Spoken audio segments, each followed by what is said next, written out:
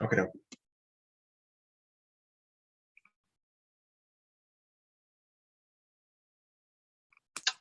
Hey everyone, welcome to First Friday Spirit Talk. We are happy to be back live and in person for our usual format after our months away traveling in various places. And yeah, just taking a second here to let people filter in. And so for the beginning here, I'm going to jump into just a quick discussion of this month's astrology, or a point of interest for this month's astrology, and then we'll dive into the main theme of the program. And so I was thinking about what to talk about this month, and I decided to explore the idea of Mercury a little bit, and what it's up to, because it just made an interesting shift that I think we can all tune into and notice. Mercury is the planet that has to do with communication and thought processes, both our communication with one another and also our inner mind and how our inner mind feels to us. And so for the last 3 weeks, up until about a few days ago, basically for most of August, Mercury was in the sign of Virgo, which is a precise and analytical and discerning and detail-oriented sign. So the general communicatory vibe and thinking vibe was coming from this energy of like Virgonian attention to detail. It was analyzing things, it was figuring things out, but it's powerful there and it's clear there and it feels like it knows what it's doing there. So even though there's a lot of thinking, there's also effective thinking. But it just shifted from Virgo into Libra, where it's now going to be for 2 months actually. And Libra is a very different energy than Virgo. And I'll get into that in a second. But the thing to understand is that usually Mercury zips through a sign in just 2 weeks. It spends 2 weeks in an energy, then it's on to the next one. But we're going to have a prolonged phase of Mercury in Libra, because it's going to go up about halfway through Libra, and then it's going to go retrograde, and it's going to appear to move backwards. It's going to do that for 3 weeks, and then it's going to move forwards again. So instead of 2 weeks, we're having a 2-month deepening into the energy of Mercury in Libra. And my cat is licking my foot. We were talking about this before the program. They said they were going to do energy work on her to make her appear on the show. So it's happening faster than I expected. Anyhow, Mercury in Libra. Libra is a sign that is about balance and harmony and relationships with other people. The sign for it, the image that goes along with the sign of Libra is the scales of balance, right? So we've gone from an energy where the collective vibration around thinking and communication is precise and detail oriented and get it done, to a more,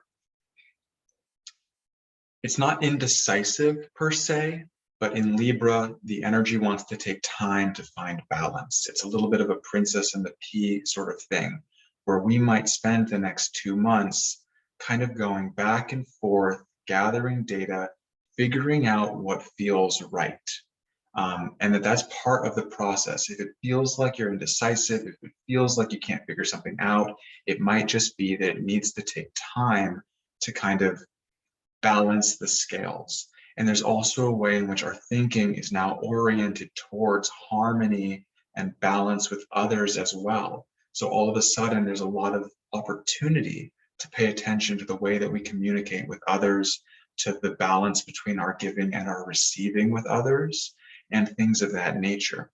And this is the lesson plan, the journey, the deepening for about 2 months, where we're going to be in an extended process of balancing our thoughts and our communication and getting to a place where things feel more even and right and harmonious and comfortable to us through this process of, that's not quite right. Oh, that's not quite right. Oh, there it is, you know, and finding that through this sort of back and forth balancing energy. If you want to hear more about what Mercury retrograde is and how that works, a couple Spirit Talks ago, I gave a talk about that in the beginning of the episode. And yeah, so that's kind of the energy plan for the next 2 months. Mercury and Libra, a lot of attention on relationships, a lot of attention on balance, just to set the stage for that, because it's going to be a significant thing. And then from there, let's dive into the main program. And so I have here with me, for the first time, all of us on screen together, figured out how to do that. We've got Reverend Ginny Brown. I think she's over here at my right. We've got Scout Bartlett down below.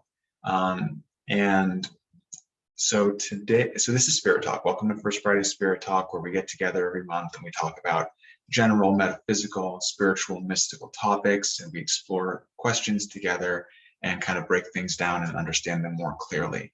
I'm going to put in the chat box links to everything we do, our Facebook page, our YouTube channel. Please subscribe if you'd like to and follow along with our content. It supports us. And yeah, so for today's topic, we are going to be exploring the idea of energy work, how it works, how to understand it, how Ginny and Scout approach it, and just getting clear on all the themes having to do around the idea of working with energy. So to start us off, I'll toss the ball to Scout and I'll ask, what is your general understanding of what it is that's happening when we're talking about energy work? Like, what is it to work on someone's energy, and how does that support someone in their healing?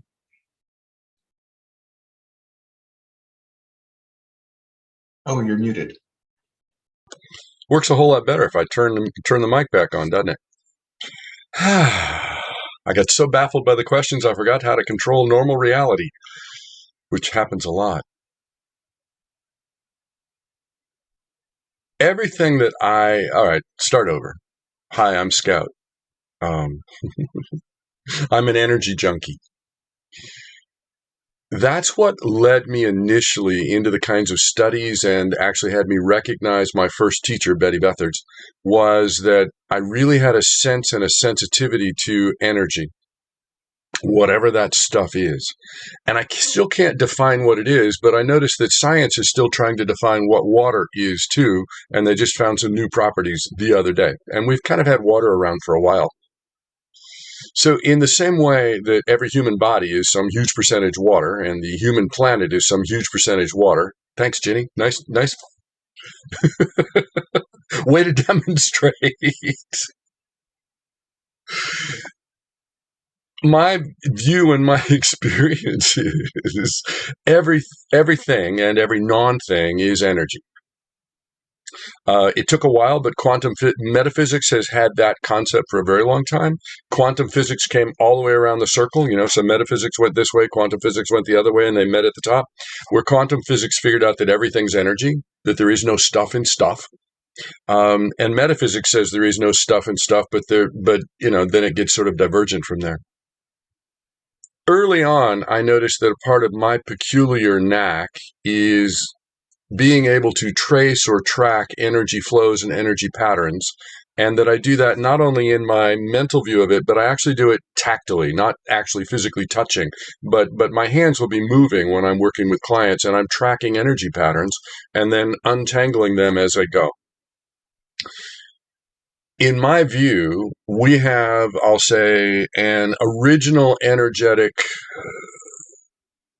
form, lattice work, that we then have tangles and confusions and knots, K-N-O-T, knots and grips in that turn out to be the patterns and the stuff that goes on in our lives that catch our attention that we need to resolve and solve.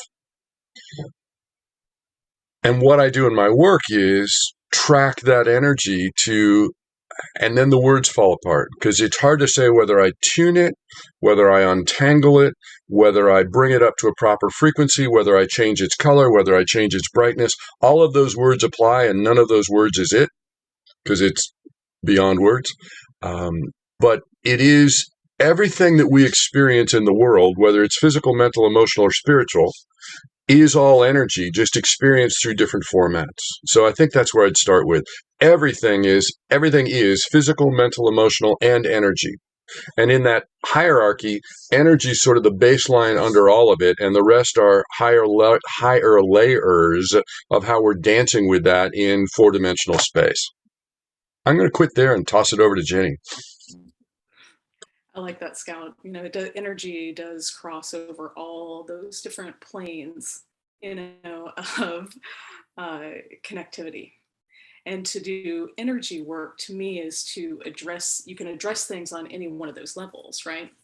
Like if you think about acupuncture, it's the movement of energy through meridian lines, right? But it's on the physical plane, right? It's about moving and unleashing energy through different physical channels, where Scout and I's work may land in more the spiritual, moving energy through, and they can be blocked channels or stuck channels of the same system, really, just going through the spirit as the main channel.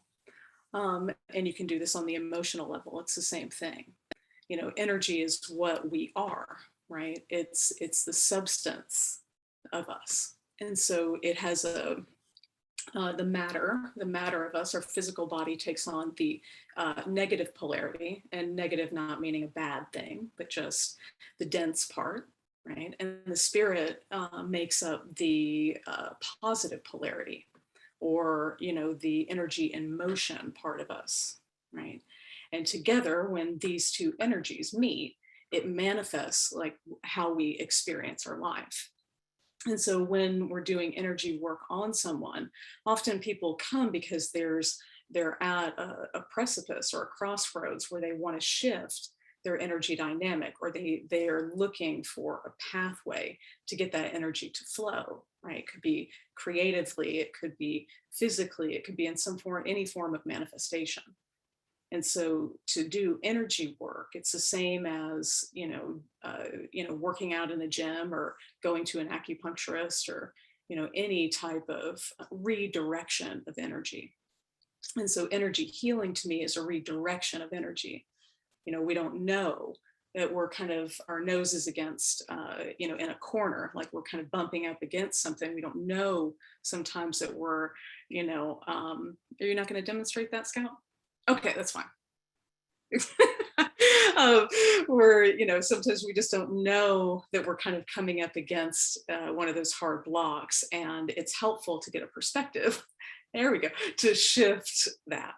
It's hard to do my own miming, So there's a lot of different techniques as to like how to help shift perspective, or how to kind of shift energy. And whatever way is your way in is kind of the practitioner you should seek out, right?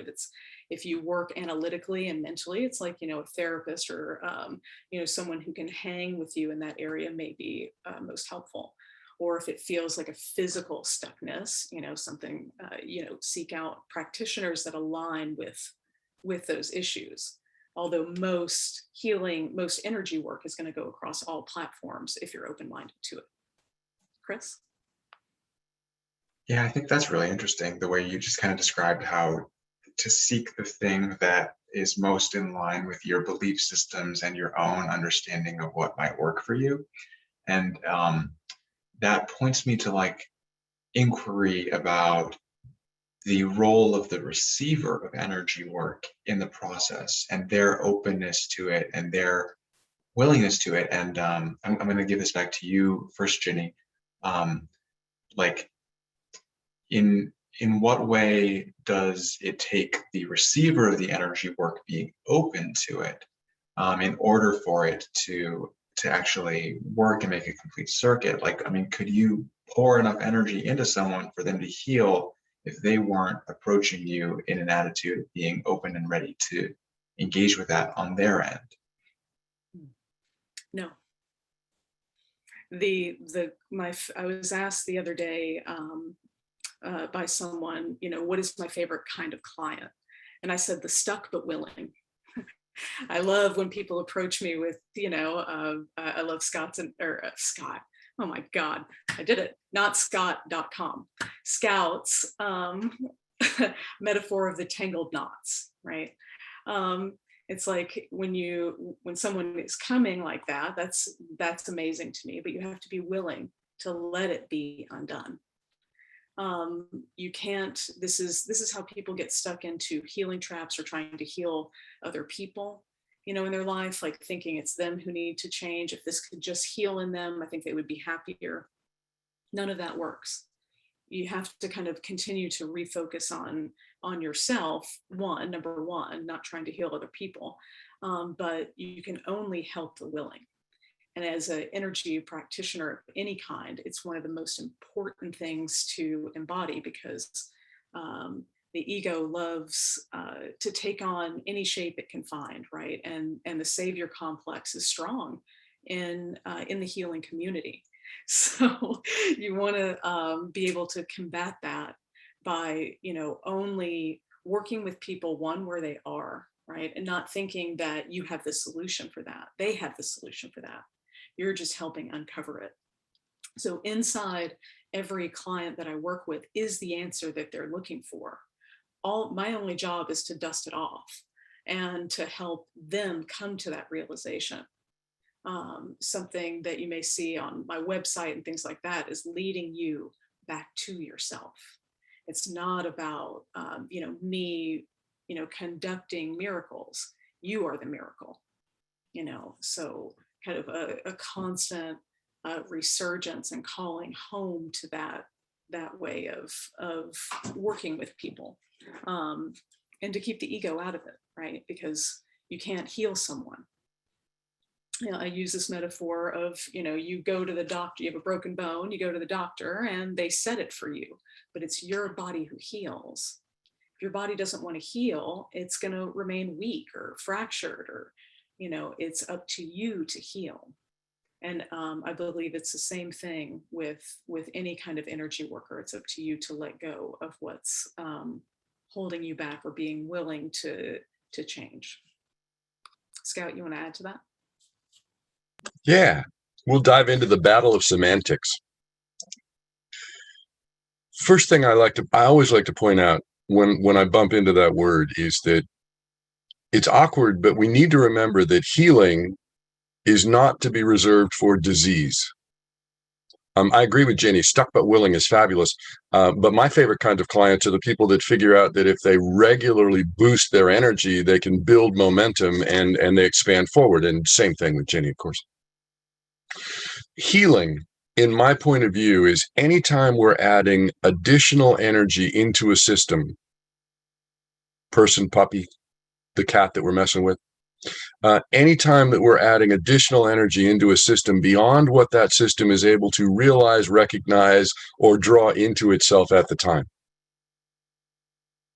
So it's anytime we're adding additional energy into a system beyond what that system's able to do. Now, when we get to that definition, we can move out of the Western modality of, well, I'm going to wait till I'm sick before I go get healing, before I go to the doc, before I whatever. Sometimes I've thought that maybe what I need to do is get business cards printed up that say, Scout Bartlett, point of last resort. Because in a lot of cases, clients show up in front of me when it's like, well, I've tried everything else and nothing else worked, so now you got to fix it. And then we do, and then that sort of like, builds a reputation. When I'm sensing people, when I'm in state, when I have shifted into that focus and I'm sensing people as energy patterns, I'm literally sensing them as energy patterns. And all of the stuff that shows up for us shows up for me as bends and constrictions and tangles and knots in those energy patterns. And so when we're cruising through life, we get sort of accustomed to those knots, those tangles. We get accustomed to them till we run into a circumstance that, well, frankly, we run into a circumstance that kabongs us right in the knots. Where we get a place where our energy is tangled, gets resonated by our circumstance, is how we end up noticing to bring focus there rather than just let that be our norm, to let that be our backdrop. So whether within ourselves we're able to come back out of that tangle with our own practices, or whether we then go to a practitioner, which people ask me this question, which always cracks me up. Do you ever go to anybody? Oh, heck yes. Yeah. When I need more juice flowed in than I'm able to flow myself, I go gather in resources and draw that in. Absolutely. Be silly not to. I don't have my own refinery for a gas station, for gasoline for my car either. I go to the gas station, I let them do that. So when I'm perceiving people in that energy format, I'm tracking where the tangles are in their system so that we can psychologically and mentally approach the energetic tangles, which then in a lot of cases also results that physical stuff frees up. In a lot of cases, when I feel something release energetically, I'll hear or see the client without voluntary recognizing their body draws in breath on that release. And then we work from there and expand to how their mind can catch up with what we just did energetically, how their emotions can catch up with what we just did energetically, and even what tools could they apply to gather that momentum for where we just untangled and untangle further. I think I totally lost that part of the topic for a minute. I'm going to toss it back to you to get us on track, Chris. There's the burden. Sure. As I'm hearing this from you and Ginny, it's interesting. It's untangling something for me, because sometimes from where I sit in my personal reality bubble, I think there can almost be this tendency towards it being virtuous, or us putting the pressure on ourselves to do everything ourselves. And sometimes I wonder, gosh, am I just playing a big metaphysical trick on myself, and I'm actually the one doing all of this, and I'm going to these people when I could just be healing myself. And what I'm hearing is validation that no, in the same way that I can go and get chiropractically adjusted, or I can go and have someone help me with anything on this planet, also it is possible to be helped and supported energetically as well. And in a way, we use everything to support us, but that doesn't mean that we're not actually calling in real, tangible support. I think that puts us in the role of cosmic plumbers, sort of like knocking out the blockages.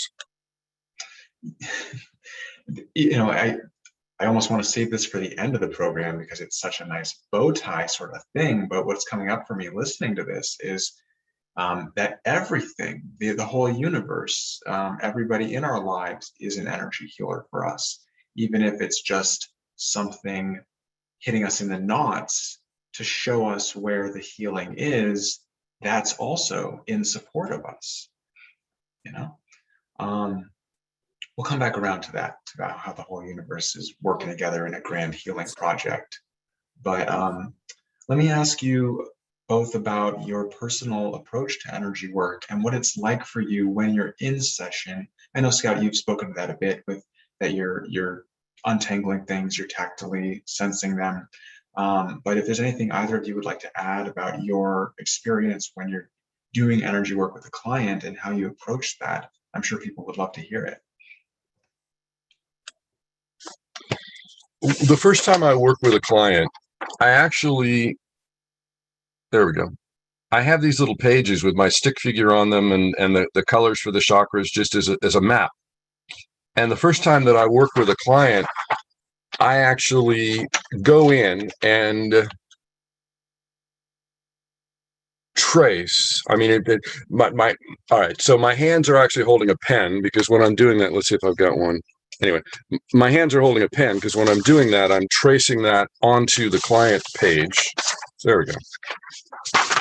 Let me carefully hold my hand over any identifiable information. And so when I'm working with the client, somebody nod. Can you see the pen marks on that? There we go. I just wasn't close enough. So the first time I'm working with a client, I'm tracking and drawing a sketch for myself of what's going on for them energetically. And it ends up looking like that, which is, kind of goofy. And as far as I know, doesn't really mean anything to anybody but me. But I have had people that wanted that, and then they meditate with it. But I'm actually tracking those energy patterns because it lets me lay out what's going on and what's going on with them, what's going on about them, how long has it been going on, where is it affecting them, and I just map it onto the chakra system so that I know what's up. And then that does, all right, this is embarrassing. I'm going to blush now. It does also let me pull stuff just out of nowhere that I know about the client so that, for a first client, it's sort of like, wow, he's really real. There's no way he could have known that. And, I spend my days in there's no way I could have known that test in myself as well as, in the client's eyes, probably more mine because they show up having heard of me and thinking I already know what I'm doing. I get surprised every time that I know what I'm doing. Energetically, though, and this will be fun because in my process, the first piece of my process of building up to working with people was learning to separate mine and that, me and them, to separate mine and theirs, to bring those apart. But at the same time, while I'm tracing stuff with my finger, literally my fingers in the air, if you ever see me in a workshop or if you're in person with me, my hands are just going all the time, tracing and tracking energy stuff. But I'm also tracking it in my body. This is a place where I believe Ginny's process and mine are delightfully different, and I like hers better. But I'm also tracking it in my body so that there's a constant feedback loop of clench and pressure and release and tightness. And sometimes when I'll make a comment to the client, a different part of my body will tighten up, and then I'll know, this release just moved the clench to that place, and that's where we are now. But I'm sort of merged with the client while I'm working with them. In moments I'm fully merged with them and I'm more aware of them than I am of me. In other moments, then I'm observing and then I'm merged and then I'm observing.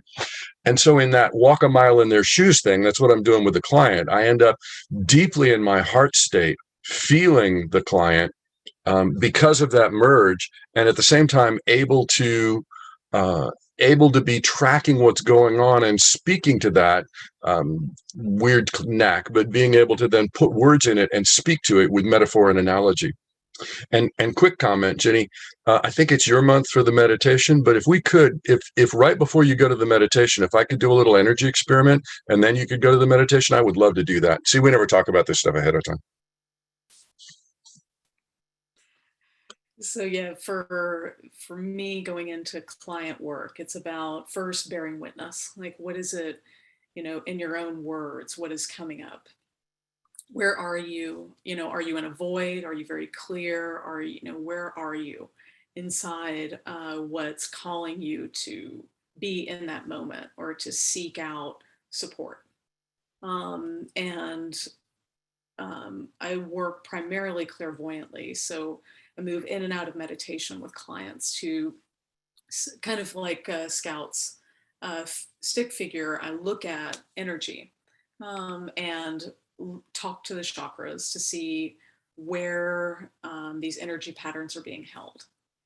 And through that process is looking at past lives, looking at current life issues, looking at any and everything that stands in the way. What sort of dynamics are coming up that need tending to, or redirection, or new tools.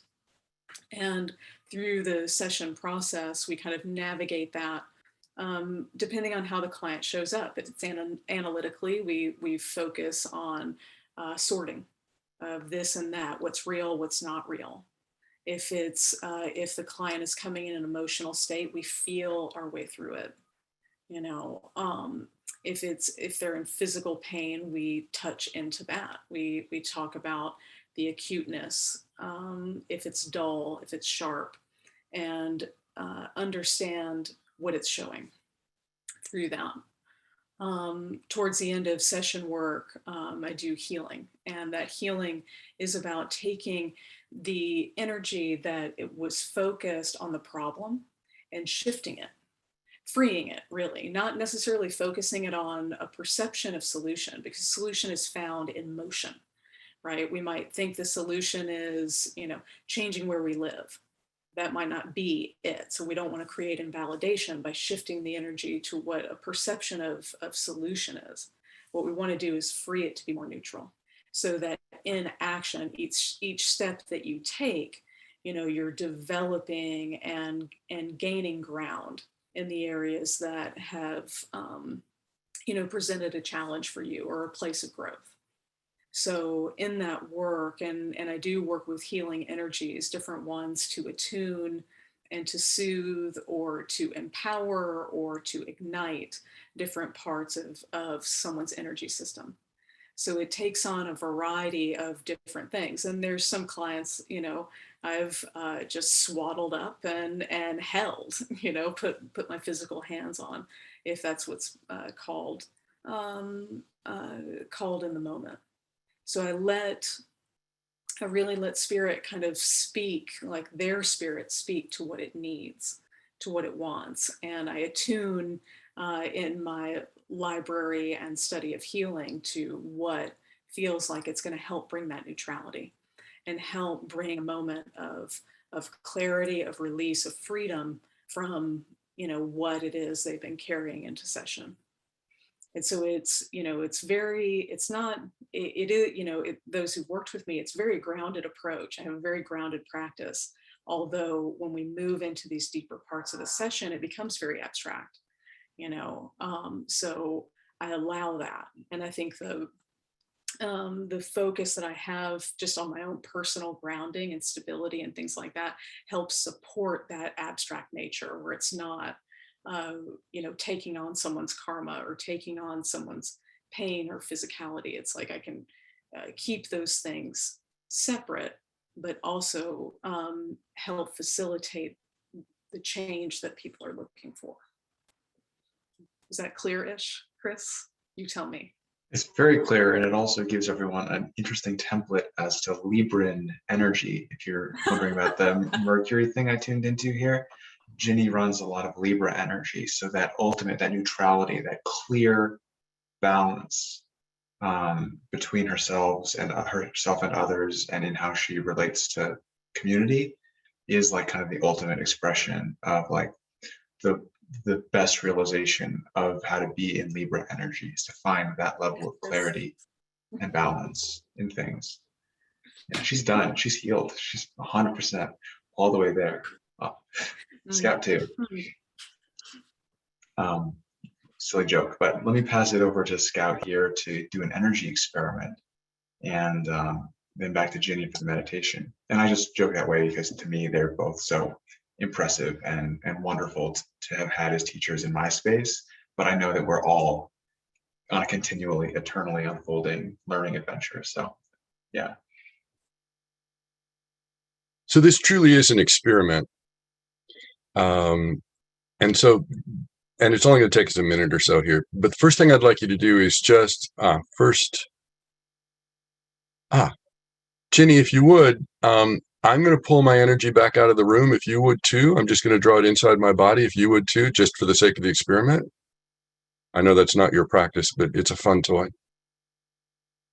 There we go. So the first thing for y'all, if you just notice the space you're in, notice how it feels to be where you are, and in particular, glance around yourself and notice the colors around you. We're just setting a baseline. Just notice what colors look like to you in the space you're in. And then notice what it feels like to you right now. And notice how close or far away Ginny and I feel. Okay? That's our baseline. Now, just relax. You don't have to look for anything. Just let yourself relax and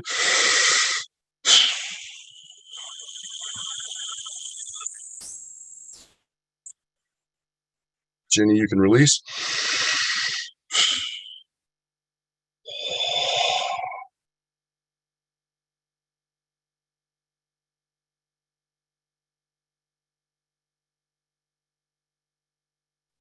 Done this with larger crowds, but not larger geographies. So this is sort of fun. There we go. Got it. And now what I'd like you to do is just glance around and notice the space you're in. Notice the colors in particular. Notice what the colors in the space you're in strike you like. Notice what it feels like. Notice how close or far away Ginny and I feel now. And in particular, notice your own mind chatter, that background mind chatter. How much of your focus is fully here right now? And how much is wandering off into mind chatter? And when I asked you about it and your mind tried to wander off into mind chatter, how quickly did I pull you back? You may notice that it seems as if the air in the room got clearer, or as if your vision got clearer, or as if the colors got brighter, or as if the edges of things got sharper. You're definitely going to notice that Jenny and I feel as if we're not, as if we're right there with you, that there's a presence the same way you'd have if you were sitting in the room with us. And you'll probably notice that your mind chatter has just dropped significantly. That's energy. All I did was expand my energy field big enough to include all of you and then elevate its frequency. And just like sitting in a hot tub, if a cold body gets in a hot tub, it gets warm. If an energetic body gets in another energy field and goes with it, you'll elevate to match. So I just elevated that, and that brought up your colors and your visuals. So enjoy that. And Ginny, thanks for letting me do that. It just struck me as a fun idea to do right before the meditation. Yeah, that was fun. So to this month's meditation, we're going to play with that theme of Mercury that Chris so beautifully explained to us. So let's explore Mercury together. So go ahead and close your eyes. And say hello to your body in its chair. And notice how you're being held and supported.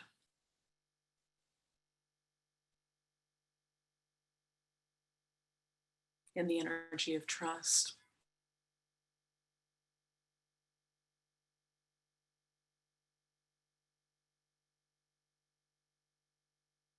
And greet your throat, your fifth chakra.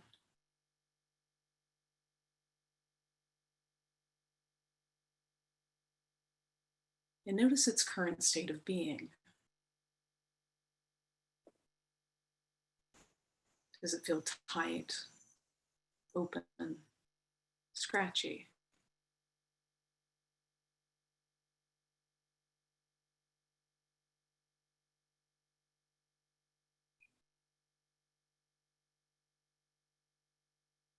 And inside this fifth chakra is a connection to your inner voice,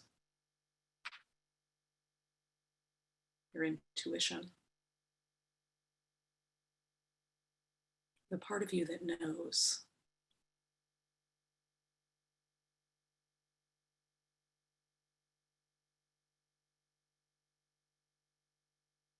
Send a gentle hello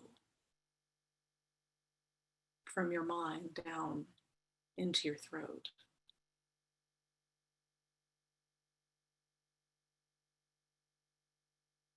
Listen as it echoes and reverberates.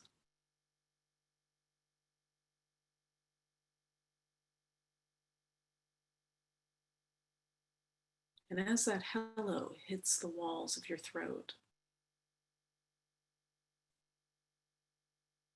notice the cadence, the change as it echoes back.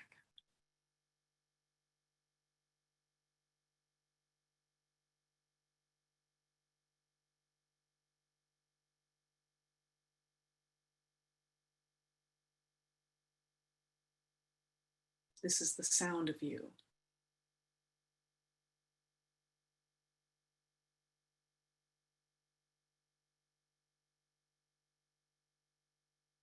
It's clear calling.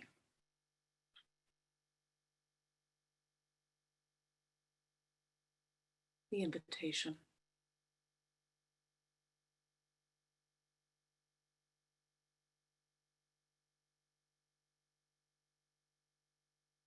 And invite yourself to come back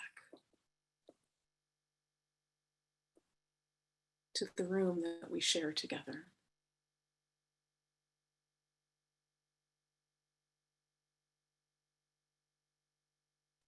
Knowing the sound of your inner voice.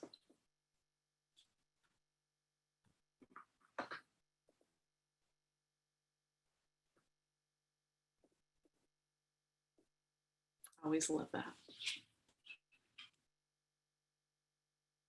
Chris? Feels like we all just kind of like woke up together, you know, like a preschool nap time. You know? It's like we all get to kind of just stretch a little, and now it's time for snacks and recess. And I'm loving the feeling of being shown the feeling of these different energy attunements and states of being with you two today.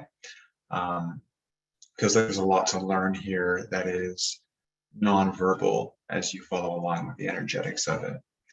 I think a really key place to go, and I'll give this back to you first, Ginny.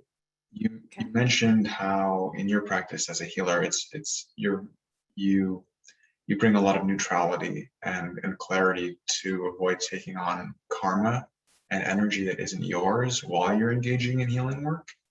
And I think this is important, not just for those of us who might be healing practitioners, but also just in our general relationships with all the others in our lives, is to understand how to uplift and support and be a model for well-being for others without pulling their energy through you, taking it on and manifesting it into your own space and your own experience. So for Ginny, I'd love to hear your thoughts on that. And then specifically for Scout, like with how you mentioned taking it on into your body and tracking it in your own system as you're doing reads, how do you then clear it out and separate from that afterwards so that both of you maintain healthy energetic practices and boundaries while engaging in such deep work with others. Ginny, will you start there? There's ways to move clairsentiently through client sessions without it becoming your physical issue.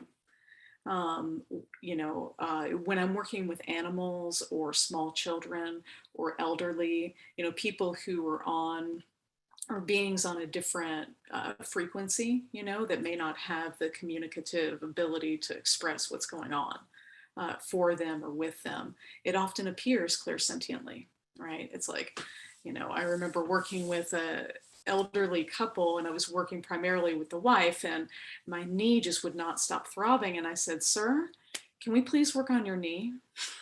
And the session quickly shifted to working on what was going on with his knee, because that's what was calling in the moment.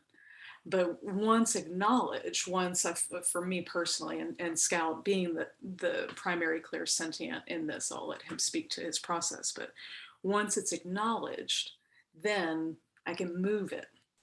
I can move that energy out of my space, and we can work on why it's coming up, right? Because the pain isn't important. The pain is just pointing to what we need to work on another level. And so the ego is very sneaky. And so when you make something about you, right? Like if I'm willing to take on the burden of someone else's karma, it's egoic.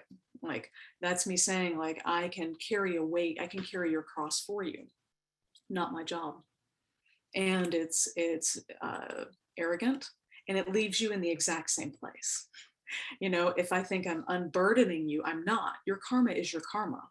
If I take it from you, all it does is leave you right back at the starting point of that lesson. It doesn't move you any further through it. It's just me taking on challenges I don't need to be. One, it's not mine, and avoiding my own, right? So the neutral practice for me is to see, like, why, the part that does come up for me personally. Every client that I work with, we have a connection, we have a personal connection. What's coming up for them is also coming up for me. And there's an opportunity for me to heal myself separate from them, but to look at I call it a match, like where is our connection? Where is this also coming up for me? Sometimes it's validation. It's like, wow, this would be a really triggering thing or something I've lived through. Sometimes it's like, wow, there's energy in this for me. This is an invitation to explore the dynamic of what's coming up here. But it's all an opportunity. The reason, we need other people, or, there's the theory of we need other people is, this universe was designed as a mirror so that we can see ourselves in another. This is why God created this place, so they could get an experience of itself. This is as above, so below. It can, this place can reflect peace, or this place can reflect war. So when in session, when in moments, the reason we often like call in a doctor, a healer, a mechanic, or whatever, is because we need to experience ourselves through that energy. It's an important reflection. Everyone that you meet is a very important reflection, regardless of its manifestation, positive, negative, triggering, however it shows for you. That's not the point. The point is that it's a reflection of you. It's not you. It's not you. There's a separation, there's a boundary, but there is a way to understand yourself through what's showing up at your door. And so my practice is to take that very, very seriously, and to look at myself as much as I look at other people, which is a lot. And it's not to be like introspective all the time looking for problems. That's not it. It's to really see everyone as an experience of myself, right? Did I love this? Did I not like this? Like, how does it show? So boundaries for me is understanding that you are not me. My way through, like, if I walked up the mountain, your path, the arrogance would say, just walk up the mountain. That's not it. It's to find out for you, like through you, through my experience of you, how do you get through? How do you come to conclusion? How do you come to healing? And that's where there is no ego, is to let your energy follow, not me give you some kind of prescription for happiness or prescription for freedom. It's coming through you, and I just get to bear witness. I just get to see that. Is that clearish on boundaries?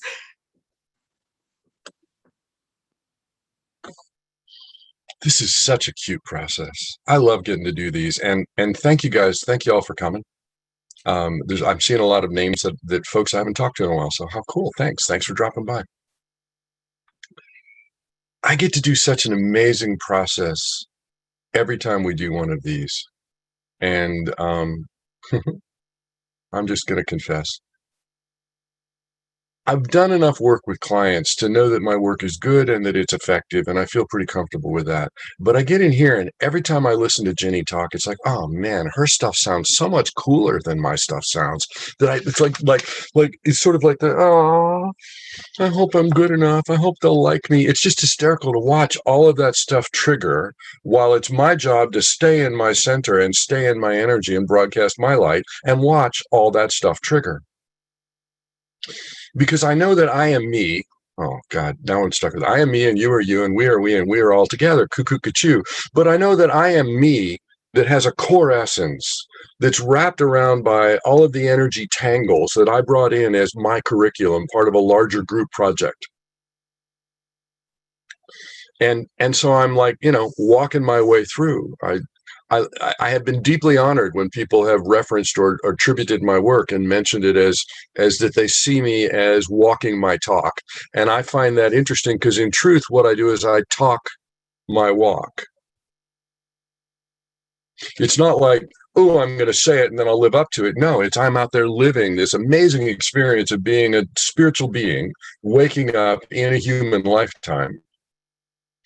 And then share that where I can, in whatever ways I can, that then carry it across. But the biggest breakthrough for me was when working with clients in a psychic fair, a Rhoda fair in Monterey, put together by Julie King, bless her heart. But I was working in this fair, and it was and working with clients, and I was doing that thing I described, my fingers tracking their energy patterns. And in the midst of that, I saw, because sometimes I see, wait, Ginny's there. I saw, because sometimes I see,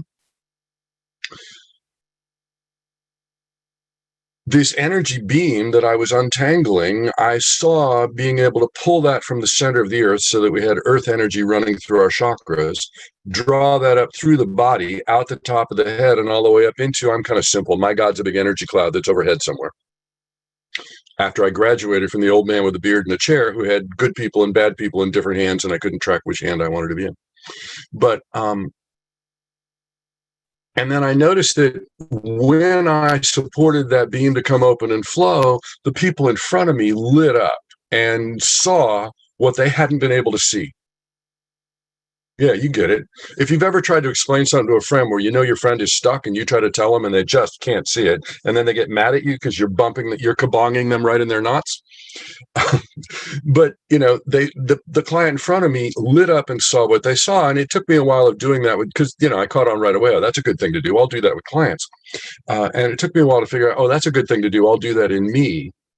And so I built what's now labeled the LIVE, Life Insights.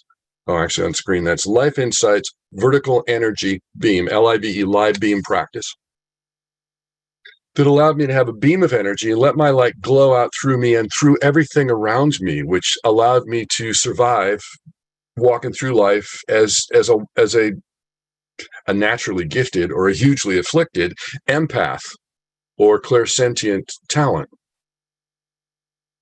I mean, I don't know if Ginny would agree, but I will tell you that every bit as much of it's gifted has also been, oh man, I am afflicted, which caused my path to unfold. If it hadn't been, yeah, Ginny?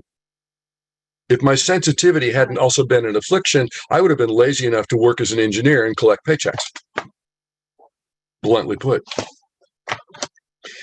Oh, wow, this is a weird day for me. It's like, oh, let's just peel ourselves wide open in front of a whole group of people, some of whom have never met me. And so in my practice, I build the ability that everywhere I am, everything I'm doing, standing in line, waiting on the phone, noticing that I'm rising into irritation on a support call because, somebody needs to fix something that they broke, and coming back to my center and letting myself light up and glow, coming back to my center and letting myself light up and glow. So when I'm working with a client, my energetic, just like we did in the little energy experience, and if you didn't feel anything with it, my bad, I'll get better at it, not you, me. It wasn't you, it was me. But my glow, they are inside, immersed in my energy field. They are a part of my energy field every much as the back of my mind chatter is my energy field. And I am so heartfeltly connected into them, both being me, being them, and being everything and all together. That the sorting process got easier once I figured out that I could have my own vertical beam and let them be inside my energy field, let it go right through them so they're included, but to let it glow right through them. And so I don't take on, and I did earlier in life, particularly in my personal relationships, I don't take on their energy pattern. I track them in my body and notice that, that's something that just got different. I track them in the back of my mind and notice, that's something that just got different. I track them in my emotional flow, because when my clients get pissed off at me, and sometimes if you've ever had that conversation with a friend where you told them a truth that they needed but they weren't ready for, we piss them out. Ginny probably never does, but I piss them off sometimes. See, she knows she never does, but I do. I feel that wave of anger roll through the room, and it's the same as sitting under a tree sipping lemonade and feel a breeze. I know it's a breeze. I feel the breeze. I recognize the breeze, and at the same time, I know I am not the breeze. I think that almost worked. So the practice became hold my energy while I sustain them, hold my consciousness while I wander in theirs. But key part being, whether I'm standing in line at some of y'all that are really afflicted, the biggest breakthrough once I learned that live beam practice, I can stand, well, back when we could, but all of a sudden I could stand in a grocery store line, and the person in front of me or behind me wasn't suddenly telling me every sad thing from their life story. If we talked at all, we just chatted. And that was like a part of my brain went, holy crap, this is like real life. Because I'd shifted this energetic state where I was no longer extending my energy out and flowing it into everybody around me, like sort of a little energy centipede or an energy octopus with energy tendrils flowing to everybody. Owning that I am me with all my stuff and with all my energy and with all my knotted parts and all my gifted parts, and owning that I have gifted parts and that I have knotted parts and not so gifted parts. Oh, that's a good phrase. I'm going to play with that. And then being able to be that while I am immersed in the client and the client is immersed in me. while I am immersed in my loved friends and while my loved friends are immersed in me, but I'm not extended out to be them. While I'm deep in my love of Ginny, whoops, she's here. While I'm deep in my love of Ginny and of Christopher, and thanks, and letting them be that they are they, and letting me have all of my weird crap that comes up of jealousy and competition and whatever else. Just, it's all there. And it comes in, and if I can come back to my center, it can come in, be interesting, and move along. Which then allows me to see the client as they are, as well as the most frustrating thing in my whole work, and I am sorry, I've gone way long, but the most frustrating thing in my whole work is, and I'm working on this, and I've been working on this for a while. I'm trying to build the place where I would be able to lift the client's focus out of themselves and into me and let them see them as I see them.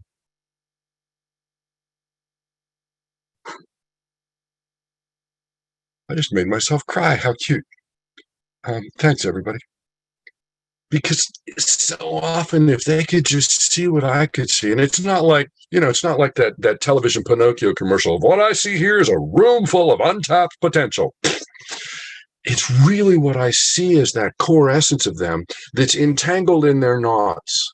And my whole practice is remembering my core essence, but remembering their core essence, even while we get into the dance of their knots. And I have clients that growl at me. I have clients that actually punch my buttons and I have to come back to me.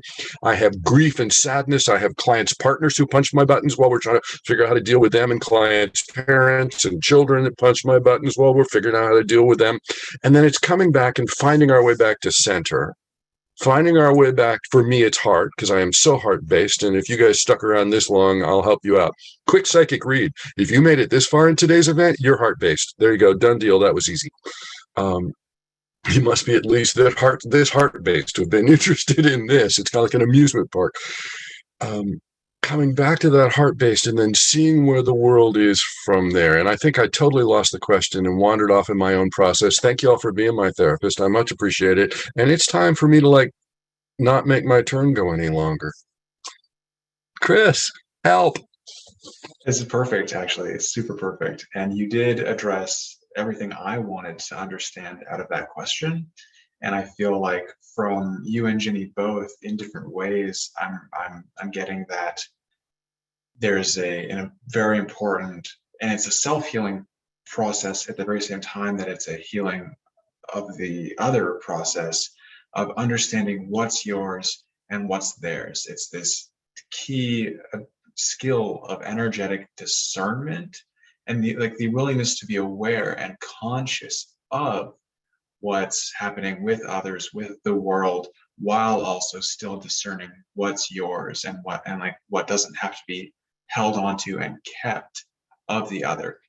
And I think we're going to go into, I'll just go ahead and presume that next month for Libra season, we're going to do an episode that has something to do about relating to others. And we can explore some of that energy in more depth and how we're kind of all in this together and all working through things together.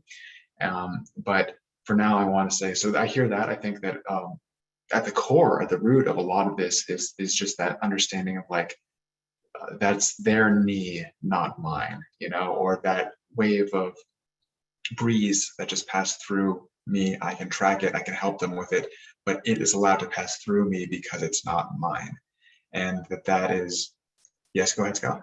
Thanks. There was a student in one of my classes that framed it brilliantly, and their comment was that they were surprised that as we'd worked with this live beam practice, which is the core of all of the stuff I teach, that all of a sudden they were noticing they were able to have their feelings rather than be them, which I thought was a brilliant way to phrase it.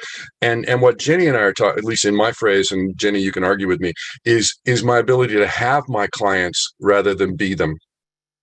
And to even have my clients' feelings rather than be them, and have my clients' confusions rather than be them. And of course, that's a swear word of a lot easier because it's their stuff.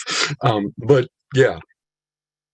And I'm going to take the last 2 minutes here to give myself a turn to talk about healing, because from Scout's vulnerability and his opening up there, came to me just in understanding of my own growing practice as an astrologer, and like what my own philosophy and view on, or maybe my own particular skill and offering in this regard is. And I realized that for me, as someone who can look at charts and look at like this outlaid symbology of the blueprints of the lives that we set up for ourselves, that I'm able to name and validate things, and that's very powerful, and that I can see Ginny's chart and I can see Scout's chart, and I can know that they're both exactly who they're meant to be. So there doesn't have to be this question of, is Ginny doing it better or is Scout doing it better? Because they have different charts with different specialties and different skills and different knots, and I can see where those knots are. And I can say that, Scout is the perfect manifestation of his expression of healing and being, in the same way that Ginny is the perfect expression of hers. And really, for all of us, it's not about being someone else's expression, but it's about being the most of our expression and the most conscious and clear of our own expression. And so, yeah, I guess I'll say here that I'm open. If you want to hit me up, I'm now officially, my calendars are open for readings, and I can help you look at where Mercury retrograde is working in your particular chart, because we're all going through Libra Mercury energy. But what house is that in for you, and what planets is that aspecting for you? It shows up differently for all of us, right? So I can give you a way into working with that, or any other things you might want to explore. And we'll see you back for next First Friday, where I'll claim again, we're going to talk about some Libra stuff. And let me just give it over to Ginny and Scout here to talk about their offerings, and I'll put the links in the chat box one more time. Thank you all for being with us. Instead of going on, just find me here. But really, I think the greatest healing of today's spirit talk was the vulnerability, because invulnerability is authenticity, and that's what Scout gave everyone here permission to step into, versus any sort of like competition or anything like that. Is just, that was healing in action, to bring something forward, walk it into a light, and watch it shift. So I just want to spend my last 30 seconds applauding that and acknowledging it, that it was beautiful. Thank you, Scout.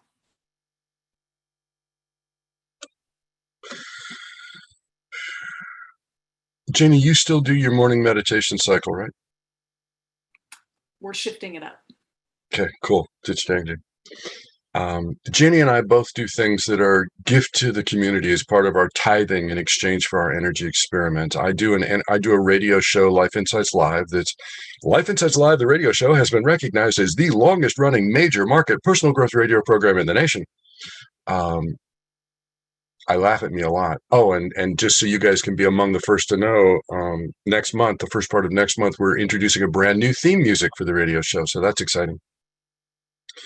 Those shows get archived up on my website. Shortcut to my website, as Ginny mentioned, notscott.com takes you into that website. Ginny's website is up under her name. We all do individual work. Both of us do couples work as well, if that's necessary. I do have an age range of work. I won't work with kids under 1 unless their parents are present. I've actually worked with kids in the womb, so all the way across. I don't do as much animal work as Ginny does, so send your critters to Ginny. We love you being here. If you're listening to this on YouTube, please, wherever it is, hit the subscribe button, just because that opens up opportunities for us. If you've never gone to find these on YouTube, go in and find them. Even if you're never going to listen to them on YouTube, just go in and hit subscribe button. If you're a member of some like major biker gang, get all the members of your biker gang to just bring it up, hit the subscribe button, or your Girl Scout troop, or whatever other hijinks you've got available. There we go. Just because a certain number of subscribers opens additional capability that actually makes it easier for people to find the YouTubes of these. So I would love it if you do that. There's also a YouTube with my name, Scout Bartlett, on it. And if you'd get your biker gang to subscribe to that, that's hard to say. I'd love that too, because it's just opening up capabilities so that we can get it out. Thanks for the feedback. Thanks for you guys that gave feedback on that little energy experiment, because I have no idea. I had no idea how well that was going to work. And I actually have the stick figure page. It's a PowerPoint. So if you've got the ability to open PowerPoint, if you go into the website and send me an email, I'll be glad to send it to you. And it has the live beam meditation written on the bottom of it. We're supposed to end, aren't we? Oh, I've run us way over time. Oops. I just can't shut me up today. The three of us do this because we love doing it, but the three of us do this also because we really, really love getting to hang out with you guys. And I can tell you absolutely from the heart of me, my work wouldn't exist if people weren't there to work with. And every bit of the work that, I mean, Ginny and I heart connected the first time that we encountered each other. Even though, did you know that the rumors are we both died, by the way? We can address that next time. An organization we used to work with spread some rumors when they weren't happy that we weren't working with them anymore, even though they changed the rules and said, follow the new rules or we'll kick you out, and then kicked us out. Then they got mad at us for the fact that they kicked us out. And one of the rumors were we both died, which was kind of cute. It was nice being in heaven with you. You are heaven to me. Anyway. So maybe they're right. Yeah. So love you guys very much. I'm supposed to stop talking. Find us first Friday every month, and bye now.